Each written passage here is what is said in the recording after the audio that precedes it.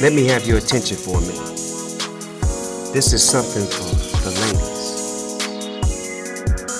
I'm chilling with the queens of the Stone Age. Good afternoon, good morning, good evening. Thank you for tuning in to Queens of the Stone Age, the show where we smoke weed and do whatever we want to. My name is Mira. I am your host today. And we are with Mary Jane, which is Snoop Dogg's media company. He's the founder. It's focused around cannabis. And I am here today smoking on some lovely Green Angels weed. You can check out their delivery service at greenangels.buzz. That's www.greenangels.buzz. They are an all-female delivery service in Los Angeles. And their weed is really good, and you should buy from them. I am here today with our guest, Crystal. Hey, guys. How's it going? I'm doing well. How are you? I'm great. Crystal is a cannabis-oriented event media producer who owns her own company, Arcane Revelry. Yes. And you were just telling us right before we came on camera, so it's a 360 company, right? So you do like video as well as events as well as TV, film, radio, and events, yeah. So essentially it's really about 360 production and marketing and, publicity for not just brands, but, really about the whole movement of cannabis itself. And how did you get involved with doing this in the cannabis space specifically? I used to own a health food company, and I was throwing these really cool foodie pop-up events to really kind of like market my health food company at the time. And when I decided to move away from that, I started Arcane Revelry, and I just added weed into the mix. And what I really found was, back in Portland, they've been recreationally legal for like over 4 years now. And I started it back there. And when I created this event series and I started hosting these events with good food, good people, cool locations, and so the production company weed. Started as an event series, is that right? The very first event that I ever did, the very first culmination of anything was an event, for sure. And it was just to kind of like test everything out. Right. But yeah, I threw weed into the mix, and everybody freaked out because there was a real gap and a need for what I was creating. And so it just took off. And so what year was that around? That was April 2017. Okay, got it. And so how has obviously California is now recreationally legal, and there's been like a lot of issues with open consumption at events and things like that. I mean, how does that affect your work? Has it been easier, do you think, since like the laws have become more permanent in California, or do you think it's become actually a lot harder to do your job? I think it's neither. It's neither, really. And, the way that I structure my events, and this is by the advice of my awesome legal team at Cultiva Law. They actually practice all over the West Coast and different parts of the nation. But Aaron Pelly is my attorney, and he sort of like scouts everything out for me and makes sure that I'm doing everything compliantly because I do work with so many big brands and corporations and public figures. We need to make sure we're setting the best example by following the rules. But here's the thing, if you keep your events private, and mine are, you actually can't go online and find a link. You can't publicly, How do you promote that? I actually have a really amazing network, and I keep my events very exclusive, and I keep the guest list well curated with, influencers, media, people that are in the industry, retailers, dispensaries, cultivars. But, really trying to keep a good audience there is really important. And if you just open it up to the public, for one, you have a lot more liability. Right. But, two, that's not that's where it's all just whoever can pay a certain amount. Right, but it's also where all the legal fuckery is. Right. Can we of course. Say fuck, say shit, whatever you want. Go nuts. Perfect. Shit, fuck, damn. There you go. That's the spirit. But yeah, so that's where all the fuckery is. It's like if you keep your events private and exclusive. Right. If I go into Bel Air and I host an event there, you're just in someone's house smoking weed, really, which is perfectly legal in California. I'm using a residence. I'm throwing a party. I have usually anywhere from like 100 to 250 guests. Right. It'd be the same thing as if, like, I invited a bunch of people over to my apartment and was like, here's some weed that I have. Let's all smoke it. Correct. Just on a larger scale. Right. Very nice. And so have you always been interested? Because, like, for me personally, I I think that it's safe to say that we both smoke a lot of weed, and that we both like weed a lot. And as a stoner myself, I have a real tendency to enjoy staying home and not going to events and not like going out and partying that much. Have you always been interested in organizing events and doing stuff like that, or is this something that kind of recently came to you? Yeah, no, you know, through and through, I'm an artist, and I manifest that in many different ways. Production is one of the things that I am really, really passionate about. So not just from, you know, TV, film, you know, radio, but event production is also really amazing. And it's kind of a rush, you know, when you're doing it. It really is. It's definitely a dumpster fire. Yeah, you know, for sure. And you're just trying to like put out the appropriate fires. Right. Like, is that where the rush comes from? Like being able to put those fires out? Yeah. And I think it's all leading up to this one specific event. And it's kind of like the difference between producing a sitcom that is edited versus, you know, recording a live show. Right. You know, there's no room for error, and you have to make sure that everything falls together in place. That everything is in place. You're not like planning anything at the last minute. It's all like there and ready to go, because something will go wrong inevitably, even if you plan. Always does. Yeah. Always does. Yeah. But you like that, right? You're like kind of like that's. Apparently. I mean, in the moment, you're probably like, I hate this. But then afterwards, maybe like secretly, you're like, well, but I kind of like this, right? Yeah. There's something about it that definitely suits me, and it just, no matter how I try to like get away from it, you know, if I focus more on my writing career and being just a journalist, nope, it sucks me right back in. Right. Yeah. It's definitely an interesting combination of things, because, you know, as a writer and stoned person myself, like definitely I'm like, if I can wear pajamas there, I'll go, but otherwise, like, I don't know. So sure. I'm also interested in what is your background with cannabis specifically? When was, you know, how long have you been consuming it, enjoying it? You know, what made you decide to go into it professionally? Like, what's your relationship with the plant like?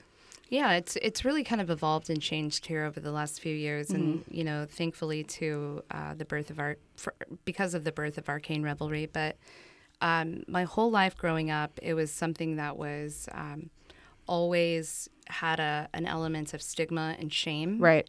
And it was sort of like a really heavy load that I carried for a long time. Right. And that was because when I was younger, I was maybe one, my biological father was arrested for cannabis in Texas. Oh. And he was sentenced to 30 years. Oh, my God. Yeah, because Texas. 30 years for just having weed? For having weed. Wow, that is fucking crazy. It is. And back then, if you got caught with, I mean, this is during the Reagan times when DARE was like, you know, popping. Full-blown war on drugs. For sure. Just, yeah, absolutely. Yeah. And, you know, back then they would take your home and your car and all of your assets if you had any kind of drug conviction. So, it, you know, growing up my whole life, I was always told that my father was a drug addict and that he liked weed more than his family, and that, you know, he was in prison, which also was like really difficult for me to comprehend when I was younger. Of course. How do you comprehend that not everyone in prison is like a violent, bad person? You know, that's a hard thing when you're little. Yeah. Yeah. And so, of course, I got caught smoking weed for the first time when I was 14.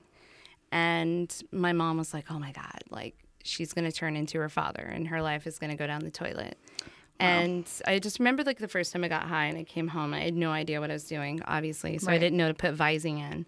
Okay. Mom's in the kitchen and she's like, you're high as a cat. And I was like, oh yeah, actually. Had your mom like spoken to you like about weed specifically before this? And, yeah, always in like, it's the worst thing in the world. And if you ever smoke it, I'll smell it. I know. Although I found an old portrait in one of her like stash boxes with a picture of two of her calico cats back like prior to my birth, and their names were Cannabis and Sativa. Oh, okay. So somebody's being a little hypocritical then. Like, you know, I feel like with that whole thing that happened with my father, she just completely flipped script there. Right. Because they probably both enjoyed weed, it sounds like back in the day before. Like, right? I mean, that's like it's so common. It's like, of course, it's just a fucking plant. And so when do you think you realized for yourself that like maybe this plant is not as dangerous as you were told that it was for most of your life? Look, I think I've like always known that. Right. I've so always just intuitive. You just kind of I've knew. always known that, and you know, it was one of those things that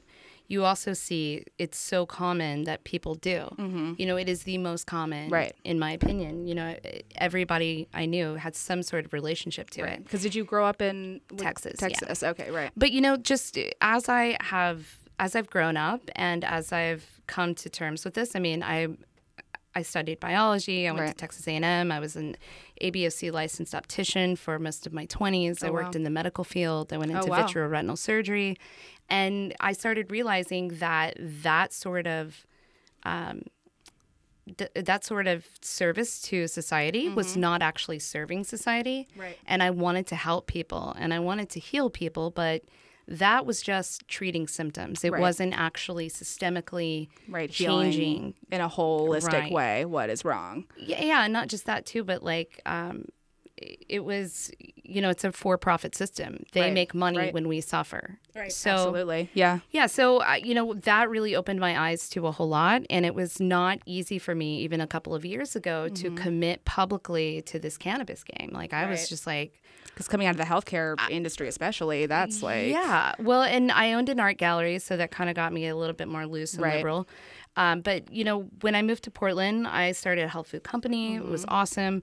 But I wasn't really ready to publicly commit. And every person, even though it became legal in Portland, every person back then was like, oh, we're not so sure about the whole weed thing yet. Right. Or we don't medically maybe like we don't want to. We don't want to be photographed at your events. All this there's still a lot of stigma wrapped up in it. And so, and I can understand a lot of people have kids, like their kids that they go to school with, their parents probably, not open-minded, a lot of them. Right. And they don't want to be seen and look like, bad parents or, which is so messed up. God forbid have their kids taken away, which does happen. All the time. All the time. I mean, yeah, weed and child protective services is a huge, huge problem. I know. I know. Yeah, it's really, really horrifying. And so was it sort of a response to seeing how unfair this all was that you decided to embrace it fully and just say, you know what, fuck it. Like, I believe in this plan. I believe in what it can do, and I'm not going to... Or was it more of just a way that your life kind of went and you followed along? I think it was a combination of both, really and truly. I feel like the plant chose me. Right.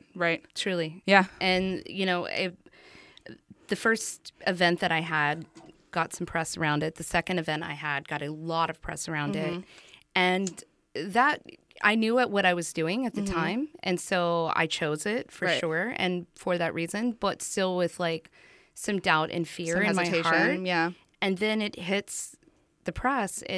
I'm like, okay, well, I guess this is it now. Right. I mean, there's no going back after that. Right. I mean, I can only imagine how scary and strange it must be for like, your dad to go to jail for this plan and then for you to be like, okay, am I going to dive in head first? Like, am I really going to just do this? And like, I definitely, respect the bravery of doing it, as somebody in the cannabis industry, like myself, having like, not had the experience of a parent going to jail for that. It's much easier for me to have entered the cannabis industry than for you. That's like, it signals to me that you must really believe in the plant and really like enjoy it and wholeheartedly. That's great. And so what was your first event? The first event I had was in Portland, Oregon, and it was a really awesome curated dinner by chef Chris Bailey. And there was, I think, like 5 courses, gastronomy inspired, local farmers market, whole ingredients, just beautiful presentation. Were they infused? No. It was just plain, right? Yeah. I've actually, when I do events that are food focused, and I do all kinds of events, they're... Right, not just cannabis, all kinds of... Well, with Arcane Revelry, it's cannabis events. But I do all sorts of events. They're not always food focused. I do have definitely a reputation for that because I've worked with a lot of celeb chefs. Right. But it's, I have a tech event coming up where I'm incorporating VR and augmented reality and mixed reality. Right. And, Crazy Bone from Bone Thugs is performing. And Abdul Saeed from Vice and HBO is spinning. Wow. Where do I get my invite? Yeah, you'll get one for sure. Fantastic. You can come. So nice. Perfect. You're in the exclusive little You guys hear bubble. that? I'm VIP. I remember the first time we met you, actually, when we came to, I think it was your offices, and we ended up playing like a VR, like, it was like a game where like these balls were coming towards you and you had to like punch them like that. And we ended up playing it for like an hour. It was so fun. Yeah. And like me and the other, there was like 3 of us, me and one of the girl who was there, we're kind of just, sitting there going like this. And then we all take our masks off. And Anthony, who's been on the show before, is drenched in sweat. And like, little did I know, having not being able to see him, he was just like fucking working out. Was going at it. Going for it. I have some video of that. And I actually got this beautiful shot of him like in midair. Oh my God. Like doing a herky, but like with the group, got like each little thing in his hand, like pointed out. And Amazing. his like, VR headset on. I was dying. I think it's on my Instagram. That is amazing. I'm going to have to look that up, perhaps link it in the show description so everybody else can see it too, because it was really quite majestic and amazing. So when did you move to LA from Portland? When did you decide to leave Portland? 7 months ago. 7 months ago. So that's pretty recent. Mm-hmm. How do you like it so far? I love it. Yeah? I love it. I have a great partnership with LA Weekly. Oh, great. And I've been producing events, cannabis events for them, as well as Weed Week Media. That's owned by Alex Halperin, who's like an award-winning journalist for The Guardian. Yep. And yeah, I've partnered with Dope Magazine. Amazing. I'm their only production partner for events for Golden Ticket. Wow. Very nice. Yeah. I mean, I've really just sort of... I kind of fell into LA. I never thought that I was going to actually move here. Right. When I came to do an event, and it just kind of happened. Yeah. Wow. And now I'm here. Yeah. So. Amazing. And so, I mean, you've obviously been, a woman in charge of your own companies for quite some time now, it seems like. And I'm always curious, as like a woman in the cannabis industry myself, like what differences do you see in the cannabis industry about how powerful women are treated versus other industries that you've been in? Does it feel more or less welcoming, about the same? I think that the one thing I have to say, mostly the same, but with the cannabis industry, this industry houses a group of people, in my opinion, that are seeking redemption, and people that are just more awoke and more conscious to a lot of different aspects socially, of society. Right. And they're more informed. And so I really feel like even though as women we're still faced with the same problems, we definitely have more support in this industry than anywhere else. Right. And you mean like, in that a lot of people in this industry are, minorities who have been previously mistreated. Not that women are the minority, because we're not, but, we like are treated as such, certainly. For sure. And I think like definitely... I see that in the industry where there's people who, have suffered under a system that doesn't value them. 100%. Yeah, and having that kind of support, it's emotionally helpful, for morale in a company. And it really ties back into society. Cannabis does so deeply in ways that we don't even understand. But, currently we arrest about 1.5 million citizens per year. Wow. For cannabis or in general? Just in general in the U.S. Almost 50% of those are for cannabis law violation. Wow. So if you think about our prison system, we incarcerate our citizens more than any other country in the world. Absolutely. And prison systems make money off of prisoners being there, in which we also divulge 10% of our taxes to. Yep. So in the state of California, to imprison someone for 1 year, the prison system gets paid $75,000 plus. Wow. Just for one. Which is like more prisoner. than the vast majority of people I know make in their salary. I mean, it's crazy. Like, shout out to, Kamala Harris, who like is trying, but at the same time, I always think back to her saying, well, if we try to lower our prison population, then what are we going to do about the labor that those prisoners are performing?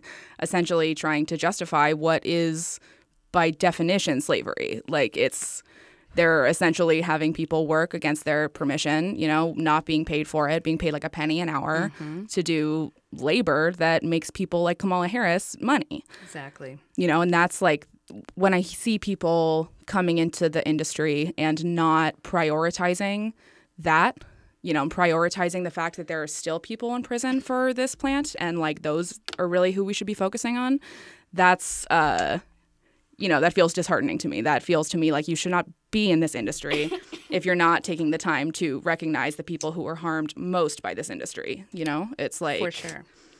For sure. And, I love this saying, roses are red, Doritos are savory. I love that saying too. The U.S. prison system is legalized slavery. Yeah, there you go. That's absolutely true. Get that like tattooed across my forehead. And so do you think that, obviously like what we're talking about right now, I think that a lot of people do come into the industry without criminal justice and social issues in mind. And, to me, that's very problematic. I mean, it definitely is. I think right now we're in the celebration mode.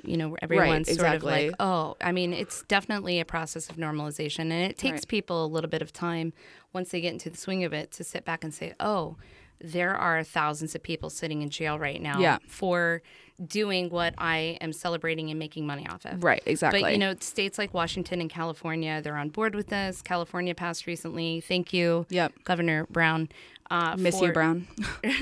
for passing AB 1793, which allowed the automatic expunction of all cannabis crimes from people's record without them having to go through the arduous process of getting a lawyer and filing the paperwork. I mean, it was really a nightmare before. Because that's what a lot of people don't realize about something like expungement is that it's not just, okay, the law passes and automatically your record is fixed. You have to hire a lawyer to fill out lots of paperwork and to pay a lot of fees, and it takes a really long time, and it's something that like only people of a certain level of privilege can really do. Exactly. And that's or even know how to do. Or could even like key. Begin to look up how to do, It's because it's a brand new process. You can't really Google it, it's very difficult. And so, I mean, I love to see somebody who's, ahead in the space in the industry who is like trying their best to bring these issues to light, just in that, I see a lot of people come into the cannabis industry thinking, oh, I'm a business person. I know what I'm doing. And like, this is just weed, so I can easily conquer this space, no problem. Right. And, I think that like as women in any industry, we do see people who come in and say, oh, well, I can do this better than you easily because we're women, and people like to say that to women in general. But in this space specifically, I mean, I definitely, maybe you don't, it might just be me, I don't know. But I definitely experience people, coming into a space that I've worked in for years and saying, oh, but like, have you ever thought of this? Why don't you do this? Like, don't you know how to do this? And it's like, yeah, of course I have, because I've been in this space. Do you ever experience being undermined just because it's like, oh, we're just stoners, who cares? Oh, for sure. All the time. And then, haters are going to hate. That's what happens. Like, it's not. Yeah, for sure. Yeah, I don't sweat that. Like, I don't sweat that at all because, I've learned something as a successful woman. You've got to tune out everything else around you and follow your heart and follow your gut and do your research and be smart. And if you just stay focused. Smart and loud. Stay focused and put all of your energy toward, your end goal, nothing's going to stop you. Right. Like, really and truly. Yeah. Nothing can stop you. Yeah, because, I think the reality is that all of these, different people who think that they're better than women or think that women don't know how to do this or that, are really people who are scared of women and who know that women can do better. It's like always some dude who's inept at his job who is, gonna be threatened by the presence of a strong woman in a new space. Yeah, I was reading this book. It's called When God Was a Woman. I'm Jewish, by the way. So I'm also Jewish. Also. I was reading this book, and I was thinking about this. But truly, I think people, males especially, but heterosexual males are very much intimidated by women because we are a threat. We are a threat to them in multiple different ways. With intelligence, organization, no offense. I know you're really awesome. She's looking at our producer, who is a lovely white male who we all like.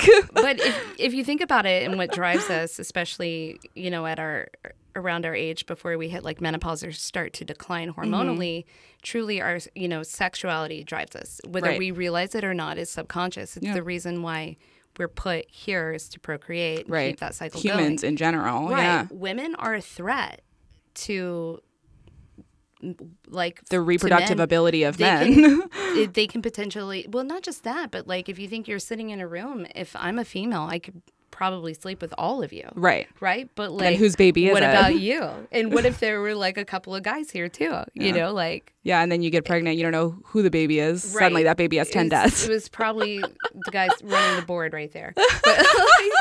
I mean, but that's really a thing. And I think that on a subconscious level, that affects a lot of men. And they do feel intimidated by that. Absolutely. I mean, I see it so much when people discuss sex work specifically, something like being in a strip club, right? Saying, oh, if you're a stripper, that's so objectifying.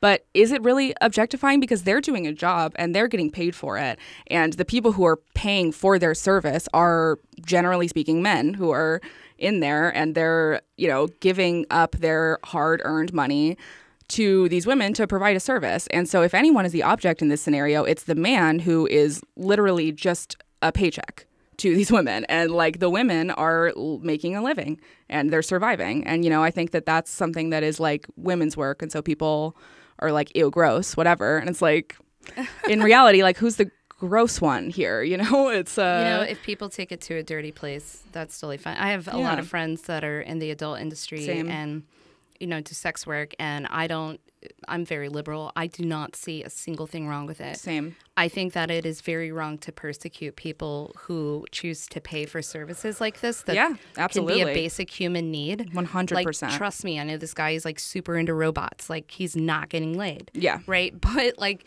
and that's frustrating for a person. That's hard. Really he's taking a healthy, consensual route to get there. Right. And a lot of people are, they feel rejected. They have like, anxiety. They're socially awkward, anxiety. Yeah. Right. And society really sets us up for that, to kind of feel bad about ourselves. Totally. And, we will not accept that sexuality is something we go into isolation. Yeah, we go into isolation, right. And then we really start to, reach a point, especially as we get older, where we're depriving our basic sexual needs. Mm-hmm. And for someone to be able to just consensually go and pay for an experience like that, right.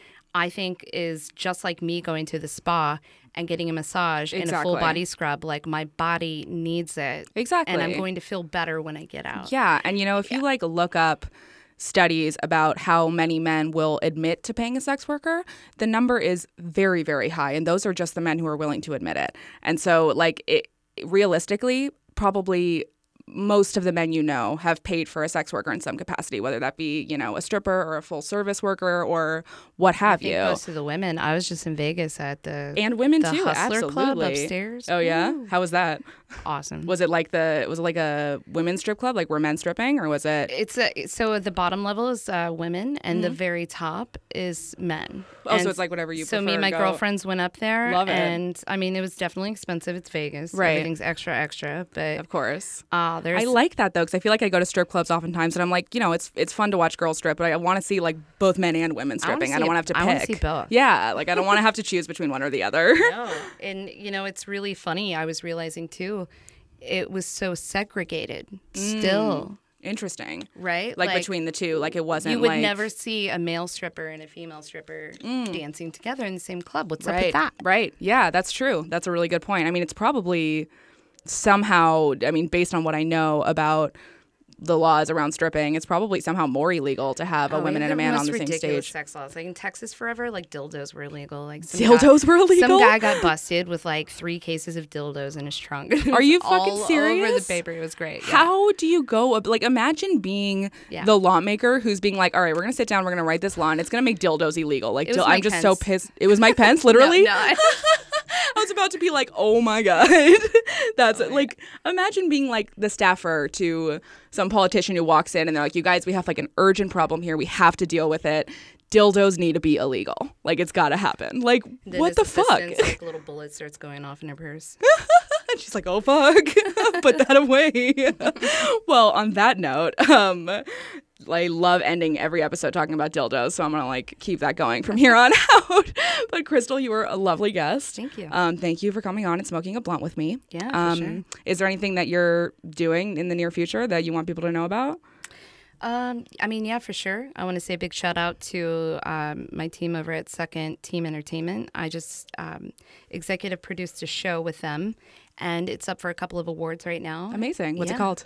One Strange Happy. One Strange Happy. And can we link to some info about that? Yeah, Amazon Prime. It's on Amazon Prime. Perfect. We will put the Amazon Prime link in the description for this episode, so you can all check it out. And I'm going to check it out as soon as I get home. Yeah. And amazing. I'm hosting in Boston the initial the official New England Cannabis Conference after party with Eric Martin, who's a former Patriots player. Oh, amazing. So that's coming up on the 23rd. Anyone who's in the cannabis industry in Boston, come on through. Great. We will also link to like an event page about that. Yep. And then coming up in April is High Tech, which is a 6-month running series that I'm partnered with Ellie Weekly on, and the guys at 27 Club, who are a few cats from Prohibited. Okay, great. Yeah, and we're just teaming up on this production. It's a warehouse full of 23 different interactive LED screens, and they'll each be curated with branded content. Like I said, VR, AR, mixed reality, food trucks, and then Crazy Bone from Bone Thugs performing. Oh, great. With Abdullah Saeed and Josh Savage. Wow, amazing. So we will put all that info in there so you guys can check that out. I'm not sure when are those exactly, because I'm not sure when this episode's going to be airing. I'll just give you a link to my Instagram. Perfect. And that's a great way to see all the events coming up. Perfect. Great. So we will put all of that info in there. Thank you so much, Crystal. And thank you again to our lovely sponsors, the Green Angels. You can order weed from them. Is dope. It's dope weed. I can confirm, as someone who smokes a ton of weed and has tried many different kinds, that they have very good weed, which if you're in the greater Los Angeles area, you can order from them at www.greenangels.buzz, B-U-Z-Z. And remember to please rate and comment. Can you comment? Well, like and rate us at least on Apple Podcasts. Comment on the YouTube. Say some nice things about us. Like, interact with our content. We need it. It's good for us. Yeah, Instagram is at Mary Jane. Yep, at Mary Jane. Merry. Yes. Very nice. And at Arcane Revelry. ARCANEREVELRY. Is that right? Yeah. Hell yeah. Yeah. All right. Bye. Bye.